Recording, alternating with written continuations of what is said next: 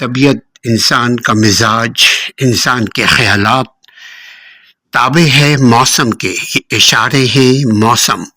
یہ جب سخت سردی، برف باری کا ماحول، صبح سویرا ایسا لگتا جیسے روشنی ہے. دراصل یہ برف کی سفید چاندنی کی روشنی ہوتی ہے.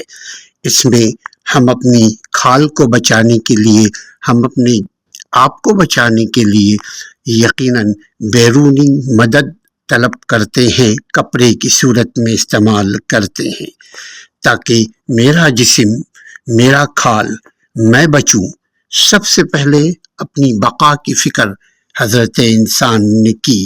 سب سے پہلے اپنی خواہشوں کی، اپنے جسم کی، اپنے آپ کی، اپنی زندگی کی پروٹیکشن کے لیے انسان عمل کرتا ہے، سوچتا ہے، خیال کرتا ہے، تبدیلی لاتا ہے، توجہ دیتا ہے، انوینٹ کرتا ہے، نئے تجربے کر کے اپنی زندگی میں تبدیلی لاتا ہے، اپنے موجودہ زندگی میں تبدیلی لاتا ہے. ماضی کی سختیوں سے آج کے دور کو، آج کے دن کو نرم کرتا ہے. بھی اللہ نے بہت خوبصورت شکل میں پیدا کیا ہے. شکل کا مطلب صرف چہرے کی شکل نہیں، اس کے اخلاق کی شکل، اس کی عادات کی شکل، اس کی برتاؤ کی شکل کے ساتھ تبدیل ہوتی ہیں.